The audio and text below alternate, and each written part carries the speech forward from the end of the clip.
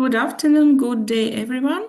Thank you for joining us today for the next session of the TRUEDEM webinar, where we talk about political trust. The topic of our today's webinar is not one of us, the overrepresentation of elites in politics and how this erodes political trust. And we're very pleased to have with us today Rebecca Kesberg, who is a senior research fellow at the University of Sussex. The presentation is based on I'm sorry, admitting further colleagues. The presentation is based on 4 studies that were conducted in the United Kingdom, focusing on the educational sector. And studies have measured perceptions and stereotypes of politicians, and 2 more studies manipulated the proportion of privately educated politicians in political institutions. And the results show that trust in political institutions is eroded when there is overrepresentation of those educated in the private sector. That's a very interesting study. The full link to the full paper was shared with all registered colleagues. And Rebecca, the floor is yours. We very much look forward to learning more from you on this. Lovely. Thank you so much. Thank you for inviting me. I'm very happy to present this study today because actually I've never had the chance to present it. I took it to some conferences, but unfortunately I got sick, so I couldn't actually talk about it. So I'm very excited myself to be able to talk about it today. If you have any pressing questions in between, feel free to show a hand or speak up if there's any clarification questions you would like to ask in between. So I am based in the UK, and this study or this project was part of a project I was working in as my first postdoc position. And similar, I think, to the people probably in TRUEDEM, we were talking a lot about, okay, there is a lack of trust.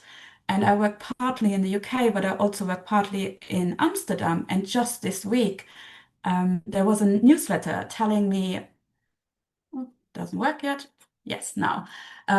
Sending around a new finding by people from the University of Amsterdam saying, oh, trust in Dutch politics continues to fall. It's only 29%, and as many of you might know, there is going to be an election soon. So it does pose this question, okay, why do people not trust in politics? And looking at the TRUEDEM data from your surveys, I also picked out this, which I found really interesting to see that there's really high trust apparently in armed forces across countries. However, there's less trust in the head of state or in political parties. So we do see that across many countries, as I'm sure you're aware of, that people don't trust.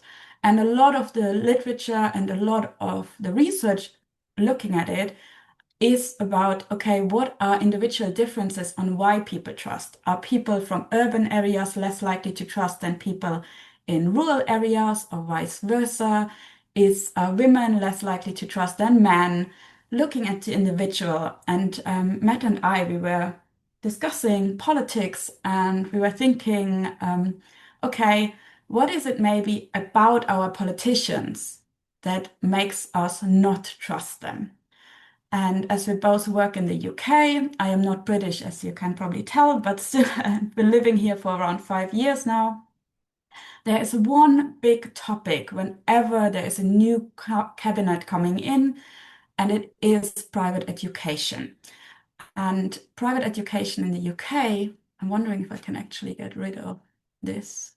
I don't know. Sorry, I thought I could get rid, but you will have just to live with it. I don't know how. So if we think about private education in the UK, these are the last 10 prime ministers of the UK, reaching from Margaret Thatcher to the current one, Keir Starmer. And most of them have attended a private school. And we're not only talking about high-ranking universities like Oxbridge, so Cambridge and Oxford. No, they have throughout their educational career attended private schools. Exactly 7 of them have been to private schools. The ones who have not been to private schools are Gordon Brown, Liz Truss, who, I mean, she wasn't the prime minister for long, and Theresa May. And Keir Starmer is one in between, where it's a bit private educated, but actually not completely. So there's a discussion on it. Nonetheless, you can say 6 to 7 out of the last 10 prime ministers of the UK attended private schools.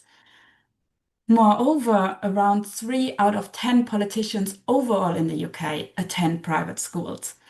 And in general, maybe that's not a problem. There's no inherent problem of people attending private schools. The reason we found it interesting for research and to think of it as problematic when it comes to trust is that less than 1% in the UK attends private schools. So there's a massive gap in representation where we have a lot of people from a very small circle of private schools running the country compared to the majority, 93% of people not attending private schools and not being represented in the same way in politics. And for us, private school or private education, the education sector is an indicator of social class. You can see here pictures from Eton College, which I think is one of the most famous private schools. And I know in the UK, we use the term public school to describe a private school. I will be talking about private schools because I find it easier to make the difference between private and state instead of public and state. It gets a bit confusing. So there's Eton, there's Boris Johnson at his time in Eton, and then the lower picture is Brighton College. This is where I am based, not in Brighton College, but it is in the city I'm living in. It's in Brighton, in the south of the UK. And you can have a guess. If we were in one room, I would ask you to indicate a number, what you think it costs. Maybe have a thought for yourself. What do you think it costs to attend one of those private schools? It costs on average per year 19,000 if you go there for the day and around 50,000 if you have a boarding school. That's a lot of money, I assume, for most of us. Brighton College actually is for foreign students, it is nearly £90,000 per year. But again, maybe the costs don't matter that much. We have to see them in relation. And the important relation here is that the average income in the UK is just 36,000 before tax. So the reason that there are not a lot of people attending private school, it's because it's unaffordable. A normal person cannot live and afford to send their kids to private school. Like if you have 10 years of education, you can think about 500,000 if you have a boarding school just on the education of this child. So when we think of it as a social class indicator, we can think like, what does private school actually give us beyond mere education? And we think about it within the those forms of capital. So if someone has economic capital, if you have finances, you can afford to go to private school. Private school gives you cultural capital because it allows you to understand manners, potentially like gives you a different kind of education. It gives you a feeling like a more broader general education than maybe state schools. You have a better teacher-student ratio, but it also gives you a network. People who attend private schools are often in houses together. They form really close, tight circles, which will help you later on in your job. And then again, it's symbolic as well. It gives you symbolic capital. So there's also this part of where people say, well, I've been to Cambridge, and someone is like, oh, wow, this is amazing, independent of how well you actually did at Cambridge. But also you can connect with someone, right? If both of you are from Cambridge, you might feel, oh, we have a connection. We are similar. We have a consensus. We have like some kind of familiarity. And at the same time, if you are not attending private school, if you haven't gone to these universities, these people might feel very far away. They might feel very distant and they might feel not as someone of your own. And we think this is the reason why there might be a lack of trust in them, because they feel so distant They are not one of our representatives. They are very different from us. And we believe that this is a reason why there is lower trust in politics or politicians within the UK. And to explore this, we did a ton of studies. And with coming with this question, again, Boris Johnson and here in the elite bulletin club in Oxford. And our research is mainly centering about these questions. Does education sector matter? Does it matter whether or not people are privately or state educated for the way they are perceived?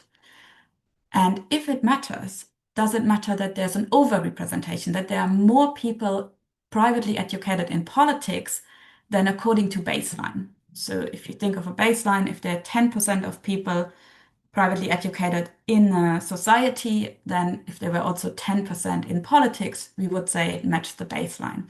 But if there's only 7% privately educated in the general society, and you have nearly 35% of politicians being privately educated and nearly 70% of cabinet members, then there's a massive overrepresentation of this specific group.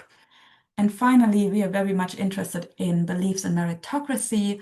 So we also examine, like, does it matter whether or not people believe how someone reached this status? Does it matter whether or not people think this is earned, it's justified for people who have this status? So we did this in a series of studies which are in this paper. And the first two I want to present really focus on like perceptions, very social psych, like, okay, how do perceptions matter?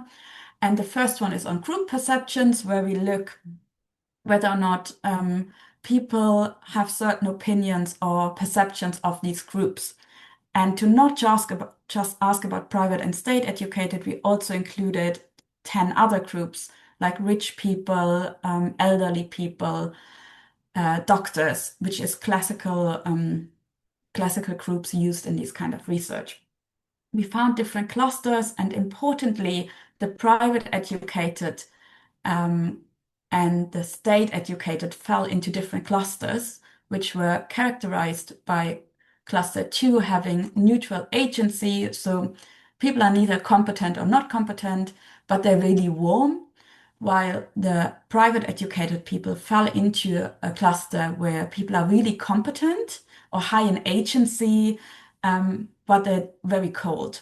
And it was the same cluster as politicians. So here we already see there's a link in people's perceptions between politicians and private educated. And when we looked only at the state and private educated and the differences, you can see a massive difference as a group when people think of private and state when it comes to agency, warmth or communion, but also to how influential these people are in society and how much status they have, with private educated people being very agentic, very influential, and having a high status.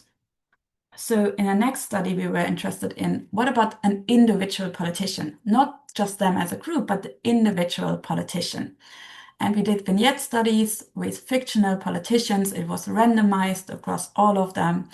And here we always manipulated whether or not they went to state school or to a fee paying, indicating a private school. And what we found, again, we measured agency, communion, toxicity, which I'm not happy about the term, but it just happened, and trust. Let's start with these three. So here we again saw that if a politician was privately educated, they were perceived as more agentic, but less communal, less warm than the state one. It is smaller differences, which also makes sense because now we have an individual and we don't have like these massive groups where people think about. We also found that private ones were seen as more toxic, for the lack of the better term.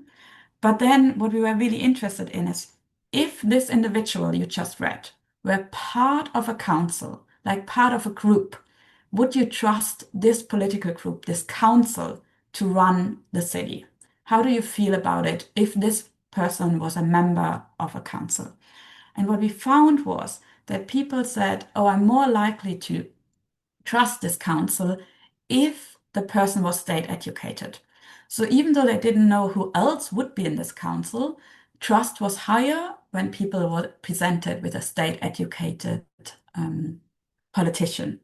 And that was really interesting for us because that was this indication of, okay, apparently privately educated are less trusted, which, given that we have such an overrepresentation in politics, explain why we don't trust politicians. Moving on from these single studies, we went into experimental designs. And for us, just a takeaway from these two studies, so importantly, they showed that privately educated as a group and as individual politicians are colder, more agentic, more toxic, and less trustworthy than their state-educated counterparts. And we do find that controlling for political orientation and the own sector in which someone was educated. So in English, there is this saying, one rotten apple spoils the barrel. And this is what we were really interested in the next few experiments, because we were wondering, okay, if I have a parliament, not a single politician which you trust, but a parliament or a group of politicians, a council, does it matter whether or not one of them is private educated? Does it spoil the rest of them, basically? Or if there is a majority of of state educated, then maybe they can overrule the private educated. So we were really interested in, like, within a group of politicians, does the way a council or a parliament, the composition, does that matter for perception of trust? And to do that, we ran two experiments. And people had like this fictional council. I know there's a lot of criticism about whether or not you should use hypotheticals or fictional ideas. We really didn't want them to have any opinion about the current government. So we didn't use the current government. We always used fictional or hypothetical councils. So this was a council where people had 5 councillors. And we were like, oh yeah, these are the local ones in this town. And we manipulated again whether or not the counselors went to a fee-paying school or which is a private school, or to a state school. We didn't tell them anything about their higher education. So we didn't mention whether or not these people went to university. We really focused on like their schooling as a kid.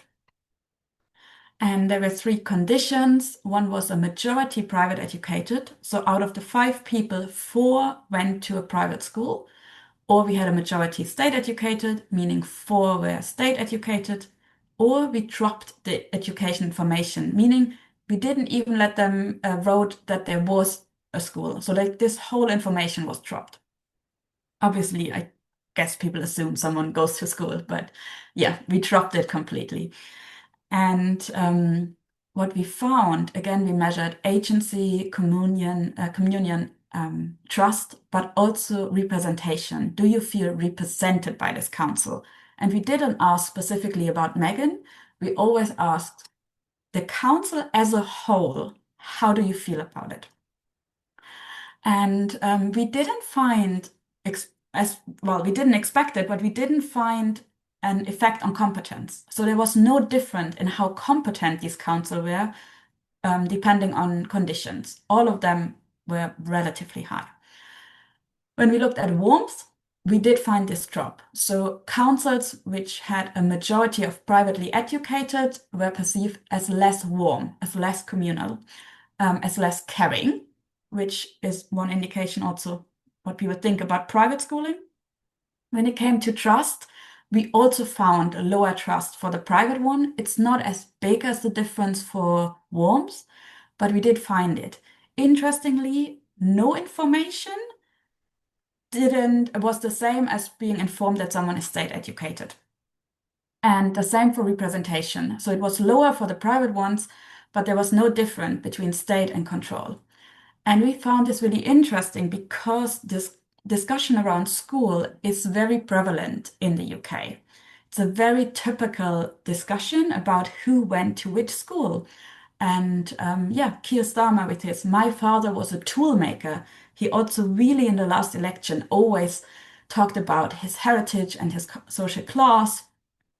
And so we found it interesting that the state condition and the no information condition didn't matter. Because for us, it indicated that if school is not made salient, people have have a higher level of trust compared to explicitly saying, oh, these people went to private school. But we also wondered if people are not aware of the baseline, how much overrepresentation there actually is.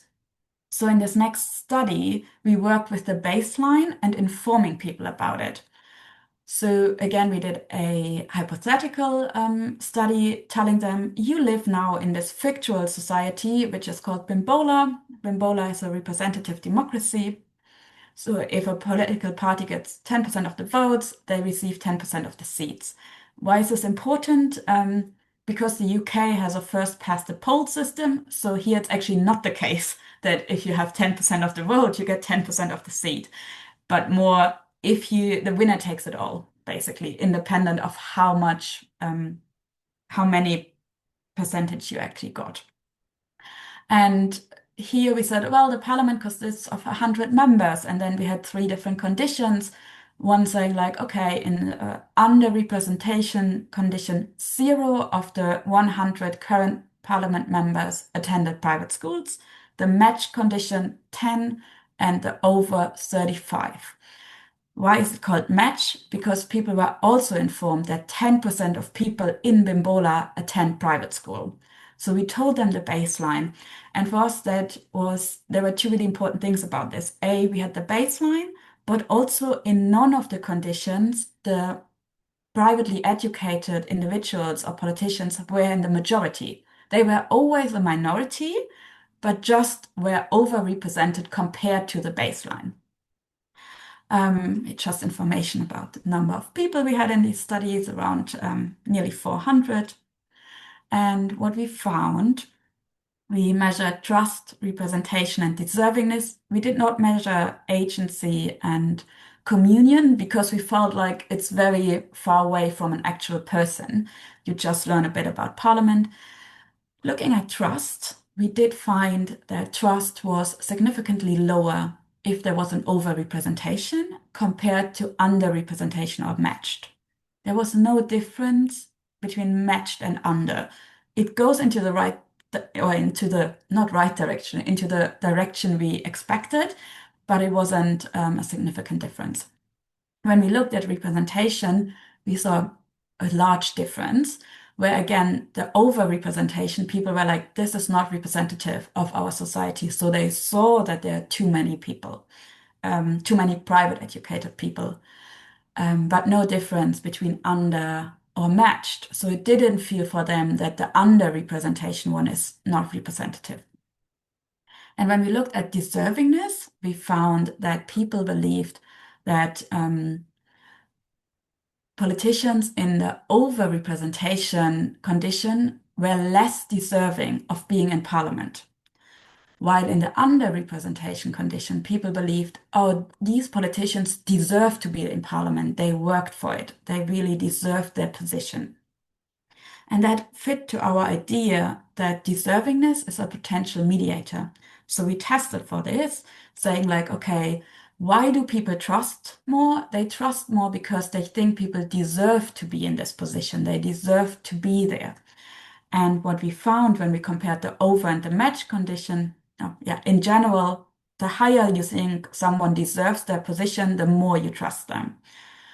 Comparing the over and match, we found that in the match condition, perceived deservingness was higher, and this also partly mediated the effect. Comparing the over condition to the under condition, also in the underrepresentation condition, deservingness was higher, and again, this mediated the effect. So people trusted more in the under and match condition compared to the over condition because they think people deserve to be in parliament, and then you are more trustworthy. Which led us to our final study in that part, which was thinking like, okay, let's manipulate deservingness. Maybe we can manipulate it even in people who are privately educated. So we had similar to the conditions before, this time again, a single politician, and one time he went to state school, one time he went to a private school. And then we had the merit condition, the deservingness condition, where we also told them, okay, so this guy went to private school, but he worked really, really hard and then made it to a high-ranking university through a competitive scholarship to indicate this kind of merit, this kind of talent, not talent, but effort of becoming into a position. If we just look at the main effects, we found a similar pattern as before.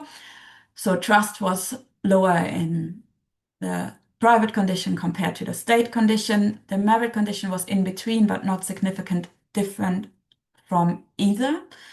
Representation was in general very low. So we think like it must be David, who's just not representative. Not sure, people didn't like him. And when it came to deservingness, it also wasn't as high as we expected, and we saw like a small difference, but not a massive one between private and state. So we're not sure if it didn't necessarily impact the deservingness of being in politics. But looking at the mediation again, we found the link again between deservingness and trust. So if people thought like this person deserves to be in politics, worked their way up, then they trusted them. If we compared the private condition versus the state condition, we saw that in the state condition, deservingness was indeed higher, and we did find a mediation. So trust was higher in the state condition because people believed that David deserved it, and so they trust him more. When we compared the private versus merit, sorry, we did find as well that in the merit condition, people thought he is more deserving compared to private. However, it didn't mediate it. So we didn't even find a direct effect on trust. So there was no difference between the private and the merit condition on trust itself. No direct effect. So for us, it indicates that, okay, people might think he's more deserving, but there's something that sticks from the private school, we believe, but it does need a bit more digging. We need to look into this more again. And we're not sure the vignette was necessarily the best one because people didn't find him very representative.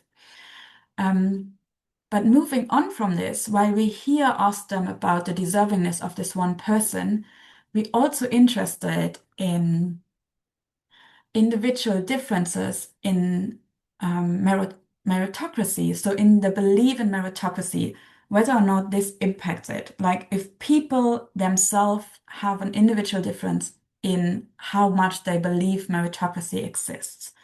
And if you think about meritocracy, there are some people who love it, right? So meritocracy, the idea that our status, our role in life, or our place in society is based on our talent and efforts. That is meritocracy. And if you have people like Eric Ries and Steve Jobs, both entrepreneurs, they love meritocracy. They say it's a good thing because what happens when you have a meritocracy, that people are based and judged on their work and results and not just superficial qualities. And Steve Jobs also said, like, oh, America is a meritocracy. Those people on the top who have good businesses, they are ethical and hardworking. Critics of meritocracy say it's a myth. Meritocracy doesn't exist because we don't all start at the same level. So it is harder to climb the ladder if you have nothing. If you have a private education and access to resources, coming back to these different capitals like economic, cultural capital, social capital, then it's a bit easier to get to the top. While if you have not this head start in life, then it is way more difficult. So if you're a critic of meritocracy, or if you don't believe that our world is a meritocracy, you're basically saying our status are not that much reflective of our talent and effort, but a lot of our family background and luck. And people hold beliefs, individual differences in their belief of meritocracy. And across these studies, we always measured and asked people, do you think the school system is meritocratic? So we asked them, are those who get the best grades in schools, are those who put in the most effort? And we did this in all the studies, and we found a very consistent pattern. I'm not going to show you all the studies, I'm going to show you two. So here we see the council study again, where there were 5 people, 4 of them either private educated or state educated.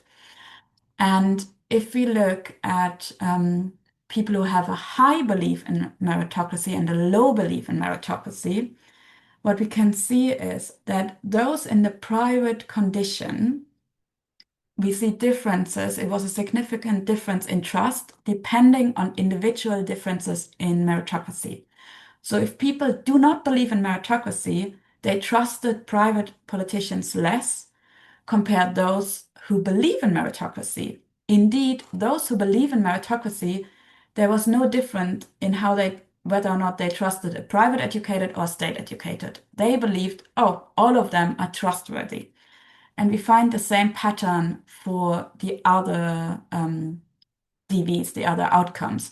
So here you can see it again. There is a big difference in how much you feel represented by a private individual depending on your own level of meritocratic beliefs. Sorry, some terms I always find in a different language are a bit struggling. And that for us was very interesting because it didn't happen for the state one. So if someone is state educated, whether or not you believe in meritocracy didn't matter for your perception. But if someone is private educated, it does matter. So for those who believe you get to your position through to effort and talent, they also trust and feel represented by private educated. If we look at the merit study, which is the last one where we had David, we again see the same picture. And here we see it especially in the merit condition. So if someone who believes in merit and is in the merit condition, they really trusted David. But if you are someone who does not believe in meritocracy, you do not trust him, even if you learn that he worked very hard. And the difference for the private one was a bit smaller. And we see the same across all these different patterns. And again, in the state, there wasn't a real difference. It didn't matter that much in the state condition, your own beliefs. So what I would like you to take away from that is that individuals who believe in meritocracy perceive less differences between state and private educated politicians and groups. Across all our studies, we find that there's the odd one where there is a bit more, a bit less, but this is a pattern we saw again and again, that the moment you believe meritocracy exists, it doesn't matter where the politician come from, because you can argue that they made it to the top because of meritocracy, because of their effort.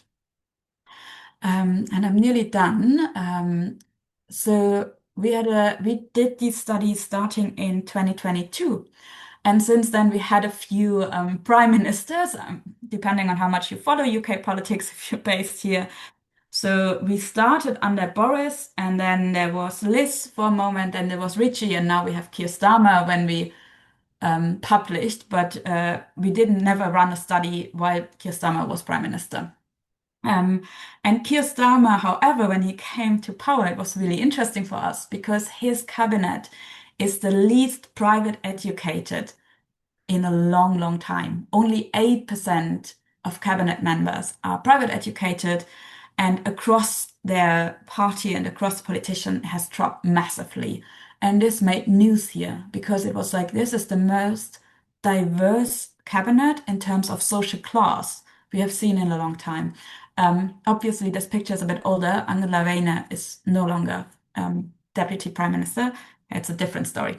And I would like you to take home in general from my talk, and which I'm happy also to discuss, is so as we show across these studies, and we have a few more we have done since where we find the same pattern, even when it comes to which politics you trust, which kind of policies you want to see, that the moment someone is privately educated, people perceive them as cold, as agentic, and untrustworthy. So even if you like their policy ideas, being privately educated reduces your trust in them, or reduces the trust of our participants in these fictional politicians. In the moment we have more privately politicians than the baseline within politics, it also reduces trust in the whole cabinet, in the whole parliament. So it is not just about them being in a majority or minority. If they are overrepresented compared to the baseline, it reduces trust because it's an idea of it feels unfair. And this is, as I said, especially true for people who have low low belief in meritocracy, because for them it is this kind of unfairness. We use the education sector. And the reason for this is that this work is done in the UK. And the UK is has a lot of classicism. Is that the right word? Class plays a huge role in the UK, I believe, and so does my co-author. And education is one of the indicators. We do not believe that education sector is an indicator in all countries. So I'm happy to also hear what other people think about it, whether or not it would be in other countries the same. But here, giving this strict difference between private and state school and the massive costs, we believe it is a very well theoretically informed indicator of social class, but it might be very specific to the UK context. Why do we think it's a good indicator? As we say, it builds all this capital, but also it is not just about politics. And more broadly, does it matter this kind of social class and whether or not social class representation exists in politics? Should we talk about how social class is represented in politics? For the case of the UK, it is not just politics. Also, senior judges, 65% of them are privately educated. Diplomats, 52%. Journalists and broadcasters are 43%. But also male rugby players and the UK cricket team mostly are privately educated. And the top actors are also privately educated. So it is not just politics, but if we think about science skepticism, news skepticism, over in all these places, there are massively, like a massive overrepresentation of privately educated individuals. Sports, interestingly, only the male football team has an underrepresentation. That is really a working class team here. But also, I want to talk about, just briefly before I'm wrapping, it's like one more minute, impact on belonging and the need for role models. We have in our studies, we have an extension where we also ask them who is likely to get an internship within parliaments. And people indicate that all the candidates represent them are competent. However, they only believe that someone who's privately educated has a chance to actually get an offer. So it's not just how much you trust them, it impacts how people perceive the chances.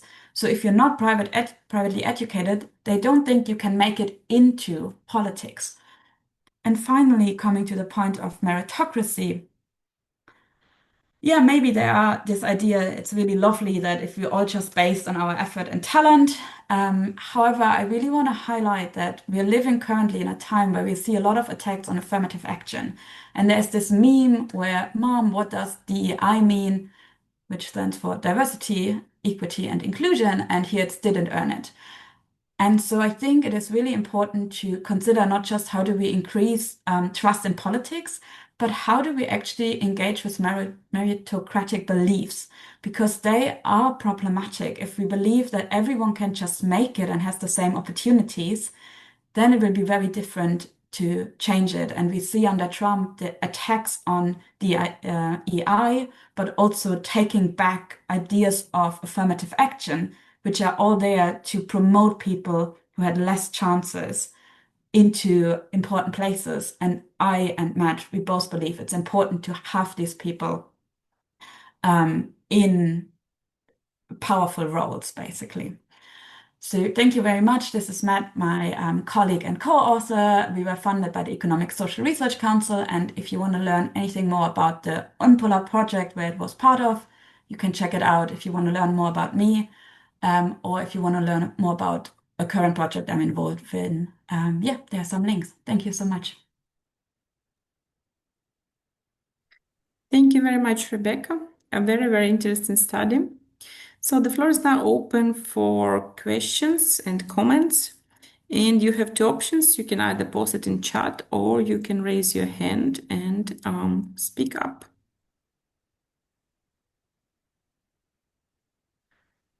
And while everybody is thinking, we have one question. Leonard, please go ahead. Hi, thanks a lot for the talk. I can totally see you have been very busy with so many studies in one presentation. Like step after step, you presented another one. I had a couple of ideas or questions. So one was, maybe if I can start with that, when you said if people believe in meritocratic ideals, so you can make it if you work hard enough, what's the socioeconomic background of these people? Is there maybe, also a bias saying that's, I don't know, older white male population who has made it and looks back and says, I worked hard for this? So because then that would explain the difference in your results. And then I was wondering if this is maybe if you would replace, I don't know, working in or being educated in a private school with driving a Porsche or an old Volkswagen. Is it simply a question of economic status, or is it really this education aspect? I mean, you have much more background knowledge about the UK in that regard, but I could imagine for Germany or other parts of Europe, it's more this idea that it's a different socioeconomic class. Okay, I have some more ideas if there's a lack of questions afterwards or a lack of comments, but I'll leave you with these two for now. Yeah, thank you. Really, really interesting. So I don't know the exact distribution of meritocratic beliefs, but it's not the case that we only find it in white, privileged older people. It is spread quite evenly. And I do think if you think also about pop culture and how it is talked about, there is this idea a few years ago, there was this idea of girl boss, right? This idea of, oh, if you make it, if you optimize yourself, you do make it to the top. So oh God, believe in meritocracy. I shouldn't do research on that if I can't say it. Is actually a widespread belief where people also have this kind of, even coming to university, this idea of, oh, I made it on my own. And we do control for other socio-demographics. So if we control even for age, for gender, for everything else, belief in meritocracy remains. The one with driving a Porsche, it's really, really interesting because we did try that in a few things. So we did also find these patterns when we give other indicators of social class. And so for us, it's really important to say, like, private education is a very strong indicator of social class in the UK. But obviously other indicators would also work. They work less well. And I think the idea is that private education, or our explanation is private education is way more associated with an unfair advantage and a specific group. So if you have a Porsche, people are more likely to even say like, oh, maybe they worked hard, or maybe it's secondhand, or yeah, there are other ways you could like say, oh, it doesn't matter. But private education is really something where people feel this is a group of people, this is a network. Like everyone who drives a Porsche is not a network. So you have like the money maybe and the status, but it's not necessarily, oh, you have the right connections. So private education gives you also this connection, this cultural capital. And there is interesting work on social class also talking about that there are certain jobs which give you money and allow you to buy a Porsche. For example, if you run a brothel, you can make a lot of money. If you're a gangster, you could make a lot of money, but they will never give you status. They will only give you, you could have the Porsche, but it's not the same as necessarily class and status. So I think these indicators would also lead to less trust, but I think there's something unique in the UK about this idea of private education, this whole groupiness of it. But yeah, thank you. It's something we're playing around with, like what is a good indicator of social class? Thank you very much, Rebecca. Are there any more questions to Rebecca today? Anything anyone wanted to know about education and political trust in the UK? While everybody is thinking, I have two questions, Rebecca. So you were controlling at some point for the respondents' own attitudes, perceptions of meritocracy, but did you have a chance also to include controls for participants' own education background and where they were educated privately or publicly? And the second question, in several slides, you have shown deservingness, I think, as a mediator between elite overrepresentation and trust. And how do you differentiate this perceived deservingness from perceived competence? Because I believe one of the slides shown that private educated politicians, they were also rated as more agentic, so more competent. Yes, thank you very much. We did control for participants' education, both level and sector. We were very surprised to see nearly 11 to 14% of people on Prolific having private education. I don't know what it tells us about the job market in the UK, but yeah, we were very surprised to see that. We didn't, I think there was one study, one outcome where the private educated felt like maybe it was feeling of closeness where they could maybe feel closer to them. But in general, we didn't find this pattern of an in-group, out-group. It wasn't that those people who are privately educated liked the privately educated more.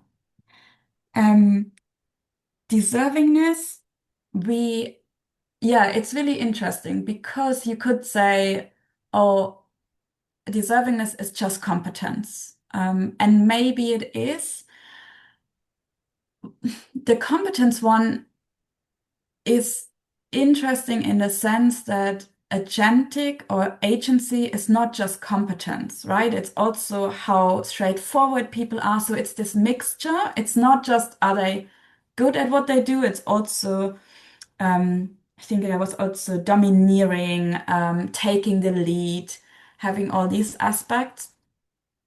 And we did usually find them as more agentic, but when we asked them in the council study specifically about competence of the council, we found no differences. So just on the competence items, we didn't find it. For agency, we did. The thing is, in the studies, to be very honest, in the deservingness one, we didn't control for competence. We only asked them, do you think these people are deserving of their position? I would need to look up what exactly the formulation were, but we didn't specifically ask competence and we didn't control for it. So that would be really something very interesting to look at. This question of, do they just think they are more competent? I don't necessarily think so, because often competence is low in politicians, but it would be something we would definitely need to check. But yeah, the item itself really asks like, do they deserve it? Did they earn the position? And yeah, people didn't feel like the private one earned it. So, which is a bit in a right, if you don't think the private one earned it, then also, even if they're competent, you don't feel like they earned it. I'm not sure. I need to think about this longer. You've given me something to do for later. Thank you. Yeah, if I come up with some really good explanation or a new study on that, I will let you know first. Thank you so much, Rebecca. We still have a few minutes. Yes, Claudia, please go ahead. Oh, thanks for this presentation. I was really delighted because I did my PhD on political elites. And one comment is in Austria, private schools don't play the same role as in Great Britain. It's not so many people there, and mostly it's Catholic schools, so it's got another dimension. In Austria, membership in a student fraternity plays a much more important role. And I think this is less in the UK, what I know by comparisons, but more influence. And this is kind of a cleavage, is that politicians are often accused that they have not even worked one day in private sector. Just they started a fraternity in a political organization before, and from their first hour on, they were walking the political way. So did you also see this? This is a really a tough differentiation, because people say you have always been in politics. You can't tell about real life. Did you find some, because this also relates with trust? Did you find something similar or comparable? Would be really interested in. Thank you. Thank you, Claudia. That is really, really interesting. So I didn't show these outcomes, but we also always ask them, are these people out of touch? And the private educated are really rated high on being out of touch with the normal, ordinary people. They don't know the ordinary people. We didn't have like them saying, oh, they never worked a day in their life, but this feeling also, I currently run a grant on valuing democracy and political violence, and there people also tell me when I have open questions on why they like or do not like democracy, I get this, that people are saying like, oh, these politicians know nothing. They are not part of my daily life. And so I think this is closely connected to private education, this feeling of they go behind these school walls, they go into their boarding schools, and they don't know anything. And I find the other thing you said so interesting, because it's the same I heard from people in the Netherlands, that fraternities really matter, and in France as well. So in Netherlands, apparently, a lot of politicians come from the University of Leiden. And it's also this kind of, oh, I actually don't know the English term, but in German would be Kaderschmiede. This kind of thing where all of them, and I think in France, there's also this university where Macron went as well, which produces these politicians. So I think we could conceptually potentially replicate our findings in Austria using not private education, but using fraternities, information on whether or not politicians were in these fraternities. Because I agree, I don't think it would work with private education, neither in Austria nor in Germany. I don't think that would function. But yeah, I think there's this moment out of touch. And the other thing I just want to say, because I would find it so interesting for research, I find it really fascinating that people complain about politicians that they've never worked a day in their life. And at the same time, people are not too keen to have politicians who are trained to be politicians. And I find it interesting because no other job in the world, we would say like, oh, you have never done anything else in your life. How can you be a vet, right? You want them to be as much in politics or as much. So yeah, I think politician as a job as a profession is such an interesting aspect to understand. Like, what do we need to trust? We need them to be approachable, but also competent. But how do we get that? I don't know. Thank you. Thank you very much, Rebecca. Yes, Claudia? May I ask a question again? For it's so interesting, or are we finished already? No, we still have a few minutes. Please go ahead. Okay, so all these concepts, one says when you are born in France and you go in kindergarten, this determines where you will land at the end of your life. It's not that brutal in Austria because very much was linked with Catholic schools and fraternities. But when it comes to right-wing populist parties, all these determinants fail because they say we are the people, we are the alternative, but they are very often from elites, economic and school elites. Do you have any explanation of this maybe? Would be a help for us. Yeah, I mean, that is such a good point. And obviously, here we have Nigel Farage, right? Who comes from such a privileged background. Or if you think of Trump, I actually don't know about the German AfD, probably also a lot of them, but if you think of Trump or Nigel Farage, obviously very, very privileged people. I do think what they have is language. They speak like ordinary people, for the lack of the better term, because we see the same in Boris Johnson. Boris Johnson was he is such a privileged bully schoolboy, right? He is horrible. Sorry. I was recently told my political leaning comes through when I talk. So let's just say he was not my favorite prime minister. But I don't know if you have seen this footage of him coming out with his hair shoveled, bringing tea to the journalist. So they're really good at making themselves seem approachable. And I think this is a problem at the same time with the working class politicians who try so much to fit in that they lose the touch.